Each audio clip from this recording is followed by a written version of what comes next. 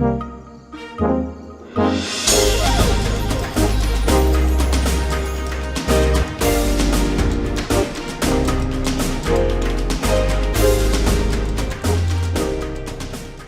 going on, you guys? It's Winston Gay here from Open Hands Art and Animation, and today we will be reviewing and analyzing Wonder Woman 1984.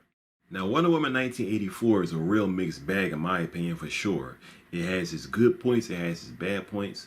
I don't think that it's a movie that's just straight up trash, you understand? But, you know, if you want a film that's full of action, okay, and it's non-stop action like Mission Impossible, you know, or something like that, like the latest Mission Impossible, you may feel this movie is trash because it does have action continuously, or something like Avengers Infinity War, okay?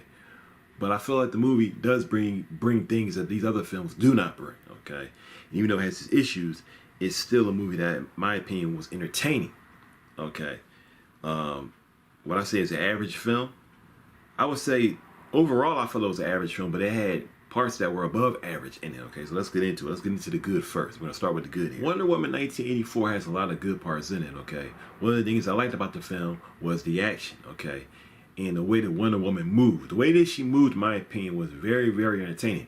Sometimes it appears as if she's almost sliding. She's moving so fast, it's like she's just sliding on the ground. And it reminded me of an anime called 8-Man that came out years ago, where the guy moved so quick you would just see like sparks on the ground, okay? And it was like he was just sliding, okay, like skating. I really liked the fact that they did it to show how fast she is, okay? There's a lot of things that she did that I thought was very entertaining. Like, for example, Wonder Woman would, you know, grab lightning, okay? She like you probably see in the trailer, she could lasso lightning, okay? The way that it looked nice, okay? I mean, there's a lot of things, even with her fights with Cheetah and with, you know, the fights that she had with the villains, you know, that appeared in the movie. It was entertaining. The camera angles that they had were very nice, okay? Very slick. She was very, very eye-catching, okay, to say the least. So I thought that was something that the movie did excellent. Also, the movie had a good villain. The movie has two villains, but the main villain, at least in my opinion, Maxwell Lord, was a very good villain in my opinion, for sure, okay? I could understand where he was coming from. They showed his upbringing, essentially how he was, I think they even showed his past, if I'm not mistaken, when he was younger. But they definitely, I think they did, but they definitely showed, I'm not trying to give too much away if you haven't seen his movie, but essentially, they did show, you know, that where he came from and his basically motivation. Okay, his motivation with his business. He was a businessman, you know, and essentially he had his own business and it wasn't doing that great. Okay, and it showed his motivation and the fact that he was trying to provide for his son. Okay, and it grounded him and made him seem more human. Okay, because a lot of villains, you know, it's like watching, you know, for example, the Avengers. You have a lot of villains who were in the Avengers Infinity War. Okay. Whose motivations you really just never understand at all, okay? Or they're just aliens and you don't really understand, you know, that thinking. So if they try to explain to you, it's not that easy. It's not that relatable. You know what I'm saying? Whereas with this film, the guy was grounded, and I cared about the villain. I actually cared more about Maxwell Lord than I did with about Wonder Woman with Diana. And that may be because of some issues they had with the script, but I actually wanted to see him more than anyone else in the film, okay? So that was something I thought they did very well, because a movie or any kind of story that has a villain, this villain has to be strong, and he or she has to be powerful, okay?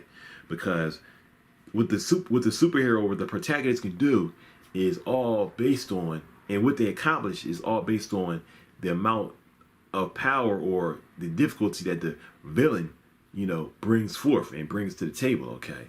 The higher the challenges, I should say, is basically determined by the main villain, okay? The villain doesn't have to be a person. It could be a situation, whatever the case may be. That lets you see, you know, who the superhero or who the protagonist really, really is, of course, okay? And this is obvious. But, so knowing this, having Maxwell Lord as a villain, a guy who's a regular person, but also, as the movie progresses, you see that he will, like, stop at nothing, you know, until he gets his way, you know.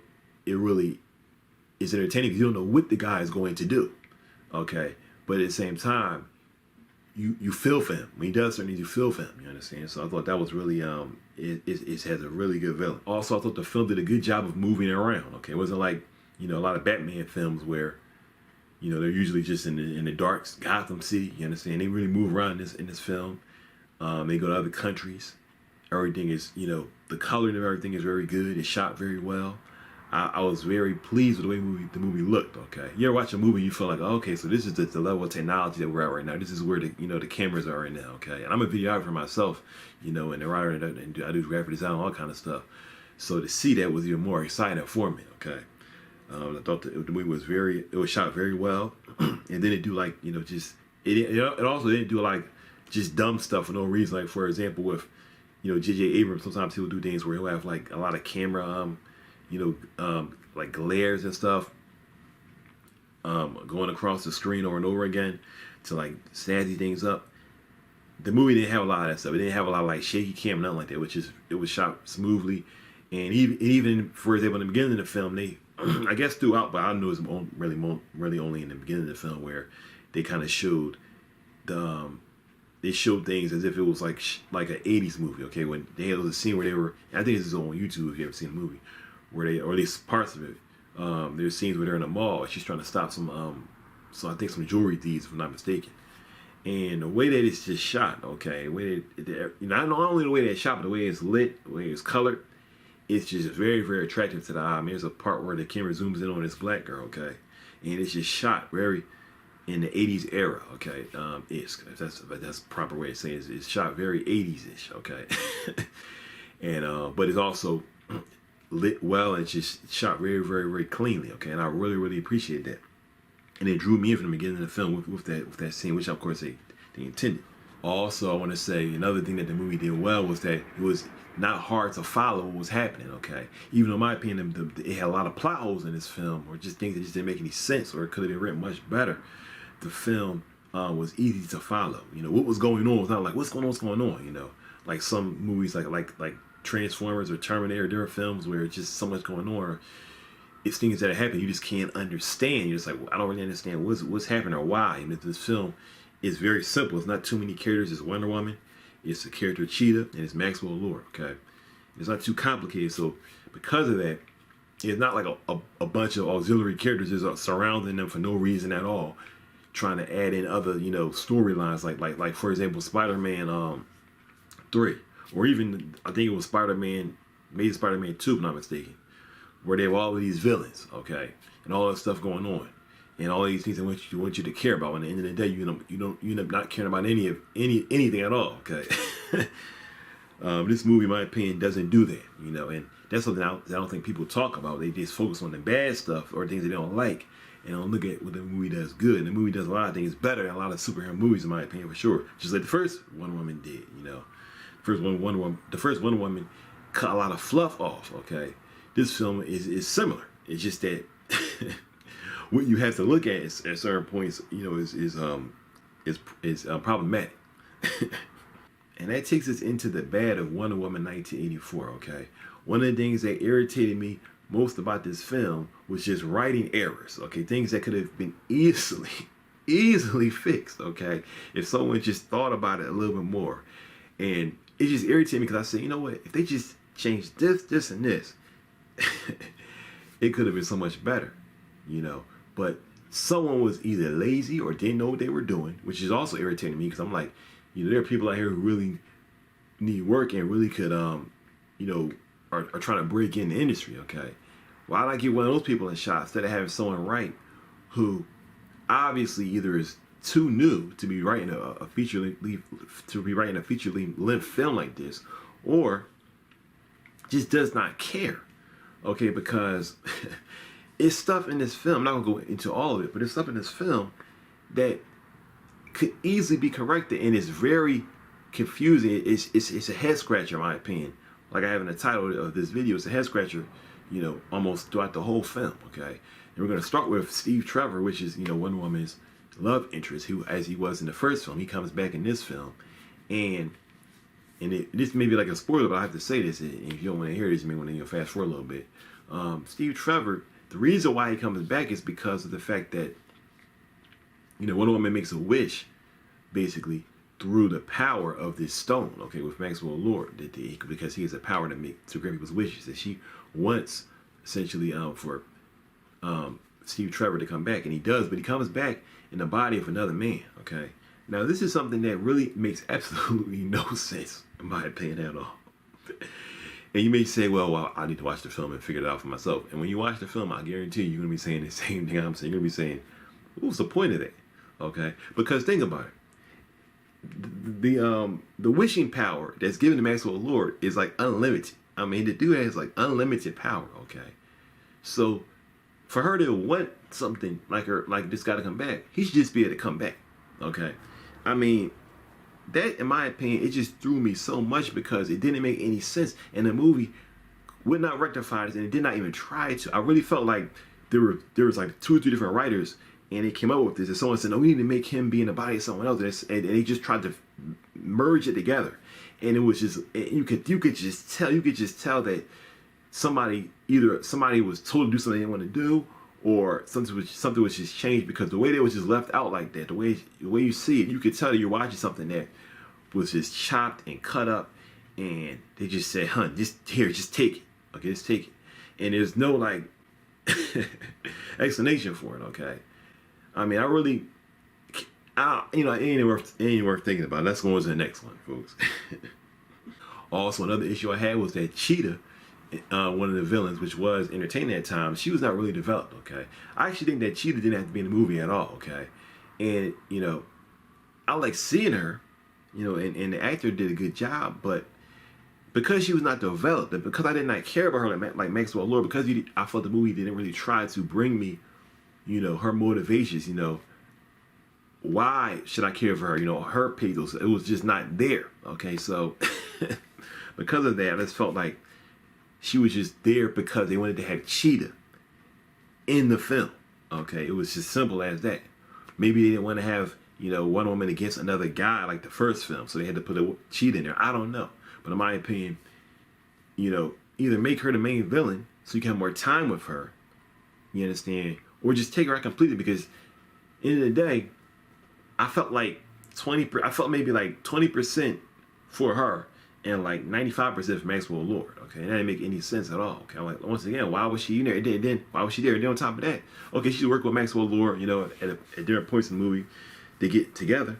But still, I'm like, he don't even need her. This dude can wish for anything. I just felt like, that was a mistake in my opinion. So let's go on to the next one. Here's another gripe that I had. It really wasn't even me. It was something that my friend said, which I thought was very, very smart and wise for him to say. And that was that Wonder Woman seems to be kind of OP. She seems to be kind of overpowered, okay?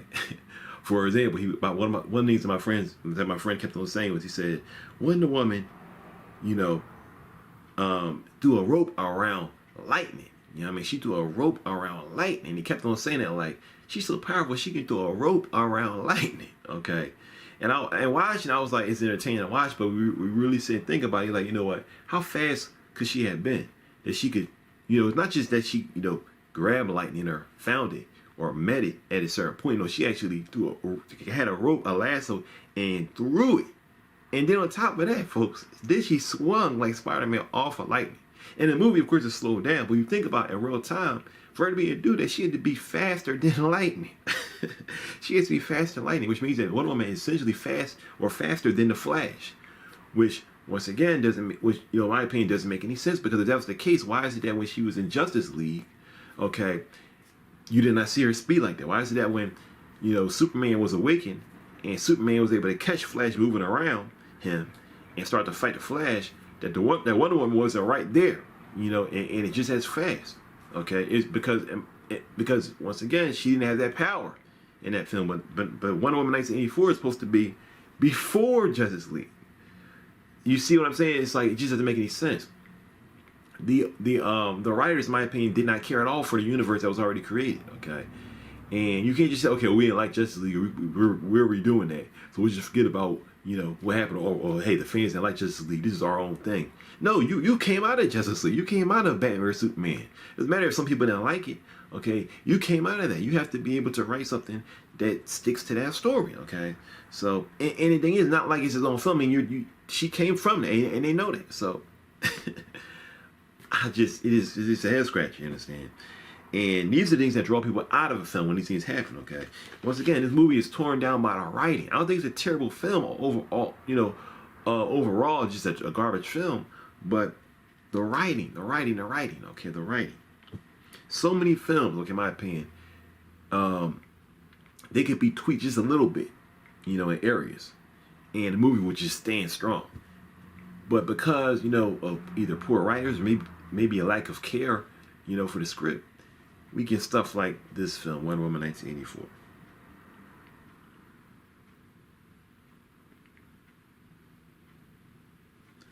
Also, there's another issue where Wonder Woman learns to fly in this film. Okay, this is not something that really bugged me, but once again, one of my friends, you know, was talking about it. You know, she's able to fly in this film. Okay, but in Justice League and films that are supposed to be in the future, you never see her flying at all. So once again, it does not fit with the universe. You understand? So that seems like, once again, just a lack of care.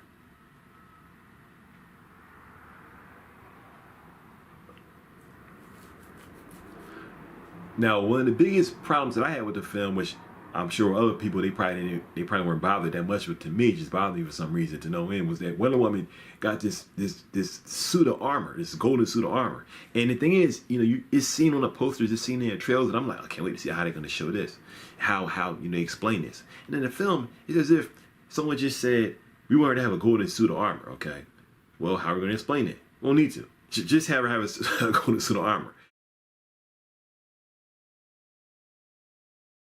You know, talk about, you know, it earlier in the film briefly, and just have her put it on out of nowhere. Okay, I'm not going to go into it too much if you haven't seen the film, but the way that she has it on, in my opinion, it's just unbelievably ridiculous. And I mean, it really is unbelievably ridiculous. Okay, it's just, in my opinion, it's just like there's no precedent for it. It just kind of like pops out of nowhere. Okay, and I mean, it really does pop out of nowhere actually, but hey.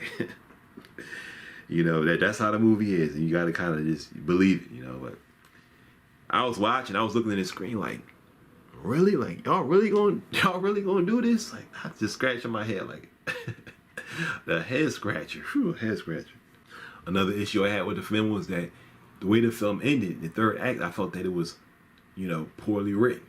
And that's the issue that is seen in a lot of films where, you know, things are just, you know, poorly written. You know, there's things going on that make you say how or why, or, you know, that just didn't make any sense. You understand?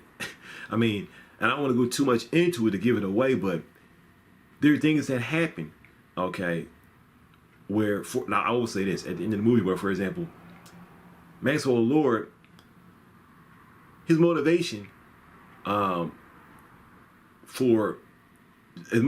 essentially causes Wonder Woman to get the advantage over him and him losing is totally, in my opinion, totally ridiculous. I'm actually just going to say, this is a spoiler for him. I'm just going to say, I can't really explain this without saying what happens. Okay, basically what happens is, if you see the movie, is that, you know, he sees his son, okay, and he's basically like, feels sorry for his son, because his son is just running somewhere. Okay, the movie doesn't try to develop that. It doesn't try to explain what's going on. He is the power of God, since he can grant any wish, okay. But the movie basically says, hey, you know, he sees his son running in possible, because it doesn't even show you that he's really in danger, but possible danger. And he decides to relinquish all of his power. I thought that was totally and unbelievably ridiculous. And, you know, usually when I watch a film, I kind of give movies all the passes in the world, okay, while I'm watching it, so I can believe it. But this was so unbelievable. I watched, I'm just like, you know, it wasn't for the fact that I was watching other folks, I would have actually said out loud, you mean to tell me that this guy gonna lose all that power because his son is running next to some train tracks? Or what? I just said, this is just the dumbest thing. Who wrote this? I wanted to say all the time, like, who is writing this? It almost, all jokes aside, it almost seemed like someone from Marvel or Disney came and wrote the film just to mess it up, okay? Because there's certain things in it that just don't make no sense. Also, another problem I felt the film had was a problem that I saw in The Dark Knight Rises, where the villain has an off-screen death. If you remember in Dark Knight Rises, Bane, who was being pushed to be the biggest villain and the biggest, you know, enemy of all time that Batman has ever faced, he's basically hit with a motorcycle by Catwoman, and then you never see him again. You don't know if he's dead or alive, he's just gone. And I remember watching that like, this is the dumbest movie. I personally didn't like Dark Knight Rises like at all. Okay, I mean, it was some good parts in it, but I thought it was just like not a good film at all. But though I know a lot of people love the movie. But this movie was similar, but in a sense of Steve Trevor, and how, you know, this is like another spoiler, but I have to say this. When Steve Trevor finally leaves Wonder Woman, it's basically like he just fades into nothingness. they don't even show that. Okay, just show them kind of like going behind a wall or something like that, or a pillar. I was just like, this is just so lazy. Okay, and the reason why, thinking about it later on, I said, well, the reason why that was is because, you know, see, Trevor was, you know, really that other guy. So that's another. I think that was a writing, you know, problem right there. I think that there were writers that were probably saying, you know what, or different ideas, and they were saying, well, we want to make him just fade away. And someone said, no, we don't want him to fade away. We want to use this other guy. So when they had the other guy, okay, they couldn't figure out how to get rid of him. They just, let's just make him go behind a wall. It was just that, and to me, in my opinion, that was just so lazy, so lazy, especially from a writer's point of view. Because I'm a writer, I've written comic books and all kind of stuff. You know, to make someone just fade away behind a wall, okay, especially someone who's supposed to be the love of her life, was just so lazy. I cannot even express it. Okay, there's a lot of moments in the movie that are just so lazy. It makes you just scratch your head and just shake your head and say, man.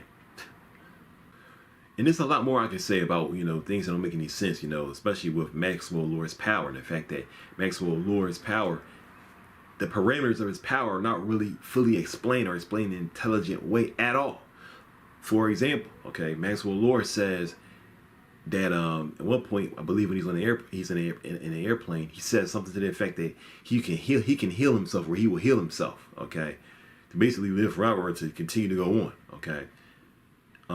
Then we see that it seems like his powers are confined to other people's wishes. Okay, so he can't just wish whatever he wants. He needs someone else to make a wish. Okay, but then later you see Maxwell Lord in the Middle East, and he causes, you know, this guy, his leader's bodyguard. He causes this guy's bodyguard essentially to follow him just because he wishes it. Okay, so I'm like, okay, well, can he wish on his own, or does he need someone else to wish? This is also never explained. Why? Because it's lazy writing. That's why. You know, and it's irritating. That's why, like, on all jokes aside, if someone was like going to the theater, and I actually looked at my phone before I made this video to see if this was in theaters or in my area in Philadelphia, and it is. Okay, it's in Jersey, and I think it's playing in Cherry Hill or somewhere. But I'm looking at this and I'm like, I cannot imagine going to pay to watch this movie. I actually saw it on HBO Max at someone's house. Okay, I didn't pay to see this, but. You know, and I had one of my cousins actually say online, he said, you know, don't get HBO Max, you know, just to see this movie. And I totally agree, because I don't think the movie was trash, but if you're paying to see this movie, for all the problems that it has, I just feel like you may feel cheated. You know what I'm saying? Once again, it's just writing issues. You know, Maxwell Lord's power, in my opinion, was very cool. That's the thing that bothers me, is that, you know, he's a very cool character, and the power that was given him is very nice, very slick, and it could be, and there's like an infinite amount of possibilities that could come out of him. But instead, it was like they sunk to the lowest common denominator and gave us, you know, something that was totally unfinished. And that's basically my biggest gripe with the film, is that it just seems to be unfinished in the writing, okay? It's good, it has good points too, but it's unfinished in the writing. If you were in college and you were to bring this script up and you had a writing class, the teacher would tell you it's unfinished. This stuff is unfinished, it's unpolished, there's too many holes here. Fix this up. You understand? So that's basically my issue with the film, okay, is that it was unfinished. And it's a shame, because I really like Wonder Woman. And, you know, there's a lot of DC haters out there. You know, I like DC more than Marvel. I'll say it, you know, just from the jump. I like DC more than I like Marvel, okay? And it's a shame that DC has had some bad writers in the past and bad films in the past, okay? But Wonder Woman being a film that, you know, Wonder Woman, the first one, that kind of seemingly brought them out of that. And then Aquaman, which also I thought was a pretty good movie. You know, you coming out with this film, which it's like taking a step backwards when it comes to the writing. I just felt like they would have been actually better to have never come up with this film at all if they were going to have this kind of writing. It made me wait, you know what I'm saying, until they got better writers. But hey, you know what I mean, I guess, you know, they probably, I don't know we'll probably learn in the future what was the real reason for all of this. But like I said, it's still a watchable film, for the action at least, and for some of the story, okay. I'll probably, when I first watched it, I said I'd give it like a 7.5. I'll probably now give it like a 6, okay, out of 10. I got like a 6 out of 10. Because of the action, because of the cinematography, because of the villain. Okay, the villain has a lot to do with that, because having a powerful villain goes a long way. Alright guys, so that's basically the end of this video. Subscribe. I'm going to try to put out new videos every single week. Also, you know, we got our comic book Zosk on this page. Okay, that'll be coming out every other week. So you subscribe to the page, like this video if you enjoy this content. Okay, and by you subscribing and liking this content, you let me know that I should put on more content, in this vein. So, do that. Hit me up, message me if you want to, send me some information or whatever the case may be. Okay, I'm going to be on YouTube more often here on this Open Hands Art and Animation YouTube page. Thank you for watching, and God bless.